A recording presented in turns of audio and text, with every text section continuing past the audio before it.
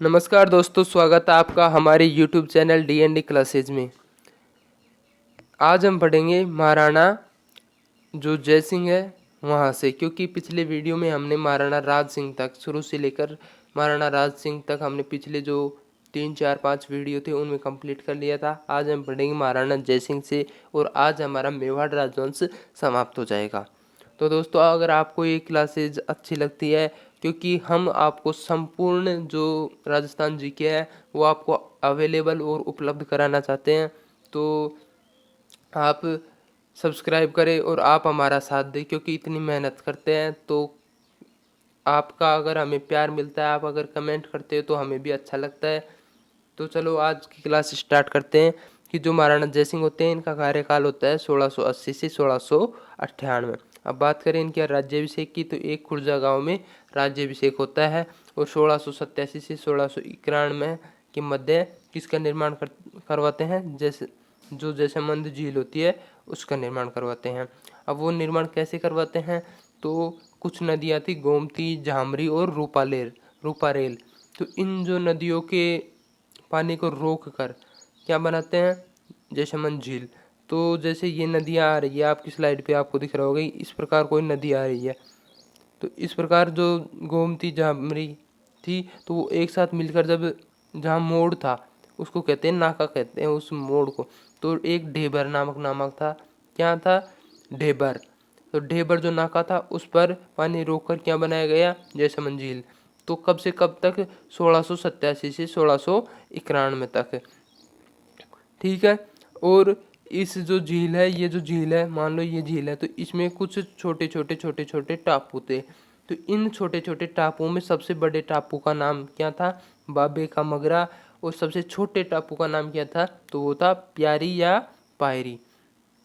तो महाराणा जय सिंह 1680 से 1698 इनका कार्यकाल, 1687 से 1691 में ढेबर नामक नाके पर जैसमंद झील का निर्माण करवाया, गोमती, झामरी और रूपारेल नदियों के पानी को रोककर। इस झील के सबसे बड़े टापू, ये रापू नहीं, ये टापू है।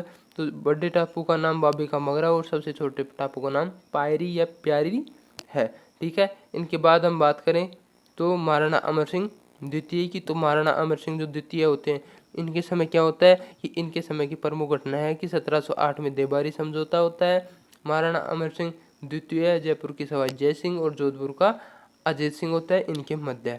अब क्या होता है कि जो सावंजा के समय जो बागड़ और प्रतापगढ़ अलग कर दिए गए थे मेवाड़ रियासत से, उनको वापस ही अपने अधीन में ले आते हैं।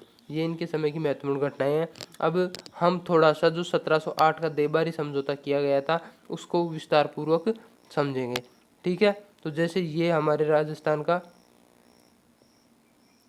ये जो मैं अपने राजस्थान का मैप बना रहा हूँ इस प्रकार, ये मान लो राजस्थान है, ये राजस्थान तो नहीं है लेकिन फिर भी मान लो राजस्थान है। तो इस राजस्थान में यहाँ होता है सवाई जय सिंह जयपुर में, यहाँ जोधपुर में होता है अजीत सिंह, और यहाँ जो मेवाड़ में होता है तो कौन होता है, महाराणा अमर सिंह सेकंड, ठीक है। तो क्या होता है कि जो सवाई जय सिंह के साथ क्या समस्या है, तो सवाई जय सिंह के साथ समस्या है कि मुगल उत्तराधिकारी जो युद्ध हुआ था आजम और मुअज्जम के बीच में, तो इसने आजम का साथ दिया, किसमें, आजम का।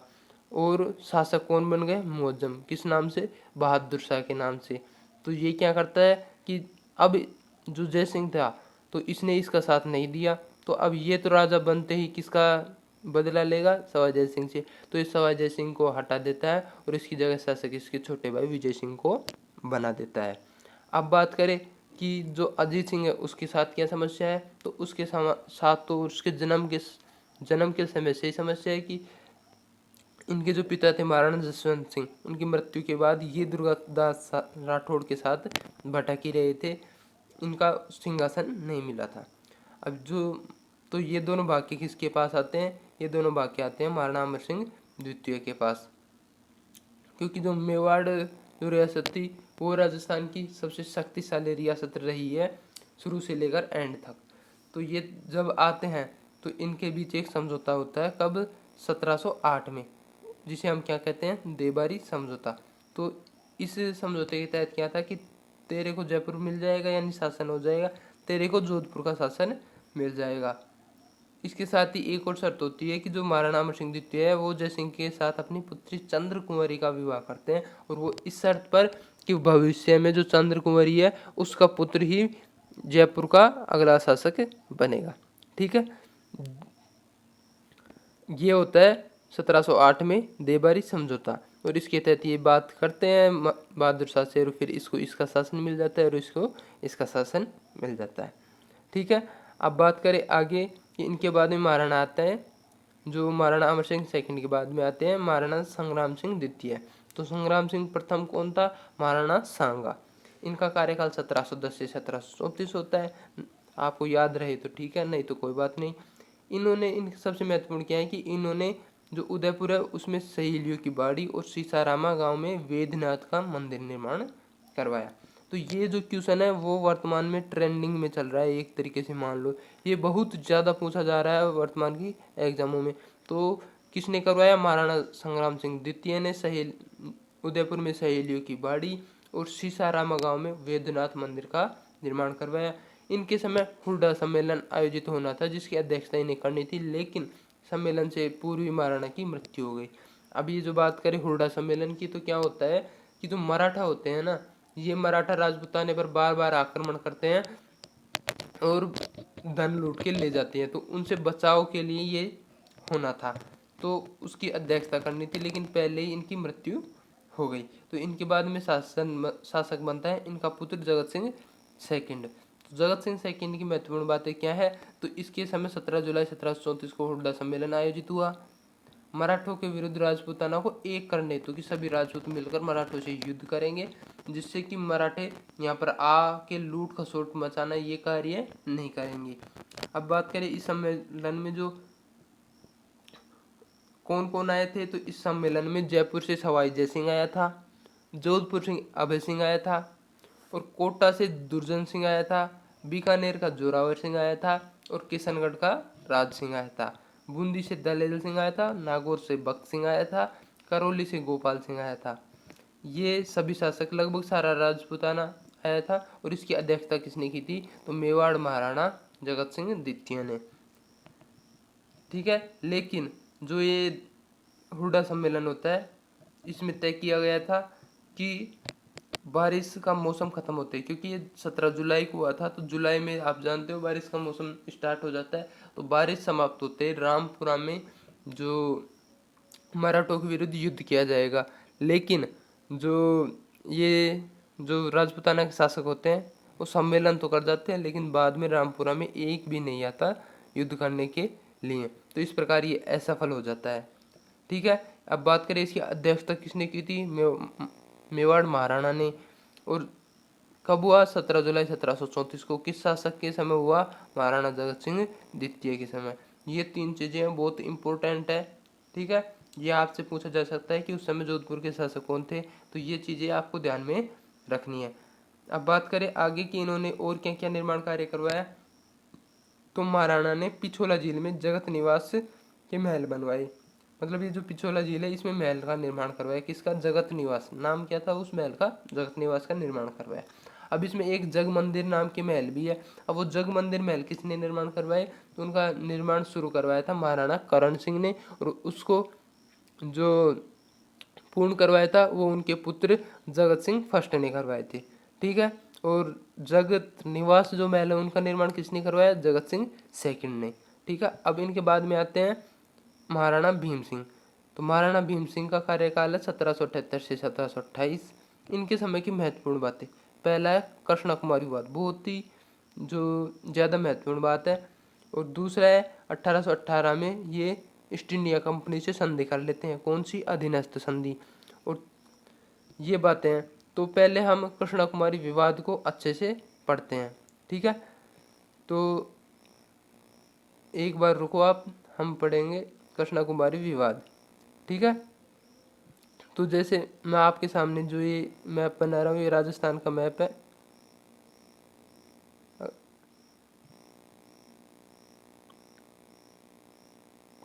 ये जो राजस्थान का मैप है तो इसमें देखो यहाँ पर होता है कौन? मेवाड़ महाराणा भीम सिंह। बात करें जयपुर की, यहाँ होता है जगत सिंह। और बात करें जोधपुर की, यहाँ होता है मान सिंह। पहले होता है मान सिंह। तो जो महाराणा जो भीम सिंह होते हैं, इन्होंने अपनी पुत्री थी कौन, कृष्णा कुमारी। तो इस कृष्णा कुमारी की शादी किससे फिक्स कर दी, तो कर दी मान सिंह से। लेकिन शादी से पहले ही मान सिंह जी की क्या हो जाती है, मृत्यु। ठीक है, तो अब मृत्यु हो गई तो कृष्णा कुमारी की शादी तो करनी है, अब किससे करें। तो वो देखते हैं कि संपूर्ण राजस्थान में कोई अच्छा सा लड़का मिल जाए। तो लड़का मिलता है कहाँ, जयपुर में। और जयपुर में कौन होता है, जगत सिंह। ठीक है, अब इसके साथ शादी फिक्स हो गई।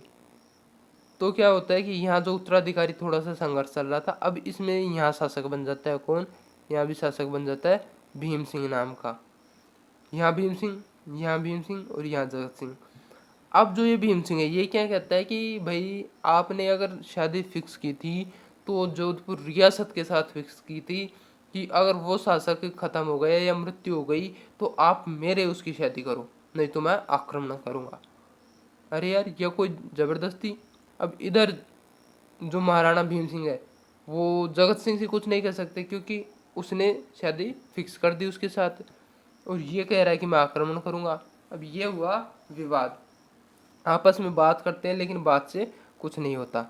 तो क्या होता है कि जो अमेर का पिंडारी जो टोंक से था, वो क्या करता है कि जगत सिंह के पास जाता है और जगत सिंह से कहता है कि आप टेंशन मत लो, मैं हूं ना, मैं काम सोल्व करवा दूंगा। लेकिन काम सोल्व करवाने के क्या लगते हैं, पैसे लगते हैं। तो यहाँ से पैसे लूटता है, फिर यहाँ जाता है, फिर जाके मान सिंह से कहता है आप टेंशन क्यों लेते हो, कृष्णा कुमारी की शादी बिल्कुल आपसे ही होगी, बस काम मैं सुलह करवाता हूँ, लेकिन सुलह के लिए क्या चाहिए, पैसे। वो यहाँ से पैसे खाता है और फिर आता है यहाँ, फिर यहाँ आके मेवाड़ महाराणा से कहता है कि आप चिंता क्यों करते हैं, बिल्कुल आप जो चाहते हैं जगत सिंह की शादी उसकी शादी होगी कृष्णा कुमारी की, मैं करवाता हूँ ना बात। लेकिन यहाँ से फिर पैसे लूटता है और आखिर में क्या करता है, गिंगोली का युद्ध करवा देता है। अब ये गिंगोली का युद्ध किन किन के मध्य होता है, तो जयपुर के जगत सिंह के मध्य और जो मारवाड़ का भीम सिंह था इसके मध्य होता है। तो इसका साथ कौन देता है, अमेर का पिंडारी देता है जगत सिंह, जयपुर के जगत सिंह का। तो ये इसके मध्य युद्ध होता है और भीम सिंह हार जाता है और भाग जाता है। ठीक है, और ये वापस चला जाता है, और जो ये वापस चला गया फिर वापस आ जाता है, फिर कहता है कि कृष्णा कुमारी से शादी करो। अब ये जो विवाद था ये बढ़ता ही गया और महाराणा भीम सिंह जी जो थे वो कमजोर शासक थे। वरना अगर ये बात कोई महाराणा प्रताप के सामने करके बताता या फिर ये बात करके बताता महाराणा सांगा के सामने, उनके सामने झांकने की किसी की औकात नहीं थी। इतनी बात तो दूर की बात, क्योंकि जो महाराणा है मेवाड़ महाराणा वो कमजोर पड़ चुके, इसलिए ये सभी हो रहा था। तो आखिर में क्या होता है कि इनके सेनापति कौन होते हैं, अजीत सिंह चुंडावत। तो अजीत सिंह चुंडावत और ये अमीर का पिंडारी एक सलाह देते हैं कि कृष्णा कुमारी को मरवा दो। तो उसको बेचारी को जहर दे दिया जाता है और कृष्णा कुमारी को मार दिया जाता है। तो इस प्रकार ये कृष्णा कुमारी विवाद खत्म होता है, लेकिन एक जो इनोसेंट बच्चे की जान लेकर। ठीक है, अब बात करें आगे। तो ये जो महाराणा हमारे भीम सिंह जी है, ये आगे चल के क्या करते हैं, जो ईस्ट इंडिया कंपनी थी उससे संधि करते हैं, कौन, महाराणा भीम सिंह जी। ठीक है, अब इस संधि में मेवाड़ की तरफ से कौन था, तो इस संधि में मेवाड़ की तरफ से था अजीत सिंह चुंडावत। और बात करें कि ईस्ट इंडिया कंपनी की तरफ से कौन था, तो कर्नल मैटकोफ था। इनके बाद में हम बात करते हैं महाराणा सरदार सिंह की। तो इनके समय क्या होता है कि इनके समय 1800 में क्या होता है कि मेवाड़ भील कोर का गठन होता है। कब होता है, तो हम बात करें इनके समय मेवाड़ भील कोर का गठन होता है 1810 ईस्वी में। कब, 1810 ईस्वी में। ये जो टाइपिंग है ये गलत हो गई है, इसमें आएगा 1810। तो 1810 में मेवाड़ भील कोर का गठन होता है। क्यों, जनजातीय आंदोलनों को दबाने के लिए, कि जो जनजातीय थी जो आंदोलन कर रही थी उनको जो दबाने के लिए किसका गठन किया गया, मेवाड़ भीलखोर का। ठीक है, इनके बाद में शासक आते हैं महाराणा स्वरूप सिंह। तो ये 1842 से लेकर 1800 जो 61 तक क्या करते हैं, शासन करते हैं। तो इनके बाद जो काल की महत्वपूर्ण बात क्या है कि जो 1857 की जो क्रांति हुई थी वो किनके समय हुई, महाराणा स्वरूप सिंह के समय। कौन सी, 1857 की क्रांति। ये महत्वपूर्ण फैक्ट है, किनके समय हुई, महाराणा स्वरूप सिंह के समय। ठीक है, इन्होंने स्वरूपशाही सिक्के चलाए विजय स्तंभ का जीर्णोद्धार हुआ है। क्या होता है कि बिजली गिरती है और उससे जो विजय स्तंभ या कीर्ति स्तंभ होता है जो महाराणा कुंभा ने बनवाया था, उसका ऊपरी भाग होता है वो क्षतिग्रस्त हो जाता है या खंडित हो जाता है, जिसका निर्माण कौन करवाते हैं? महाराणा स्वरूप सिंह। अब बात करें आगे तो 1844 में इनके समय कन्यावध और डाकन प्रथा जो कुप्रथाएं थी, कन्यावध यानी कि बच्चियां बोझ होती है या फिर गलत होती है, तो इन प्रथाओं को बंद किया किसके समय? महाराणा स्वरूप सिंह के समय। अब एक और महत्वपूर्ण फैक्ट है कि इनकी मृत्यु पर इनकी पासवान नोजूबाई सती हुई। कौन? नोजूबाई। पासवान कहते हैं जो प्रेमिका होती है, दासी प्रेमिका, उसको कहते हैं पासवान। तो पासवान नोजूबाई सती होती है जो अंतिम सती मानी जाती है। मतलब इसका उल्लेख है जो अंतिम सती के रूप में है कि महाराणाओं पर अगर कोई रानी सती हुई है तो अंतिम सती कौन हुई है? तो पासवान नोजूबाई हुई है। ठीक है। इसके बाद में आते हैं महाराणा सज्जन सिंह।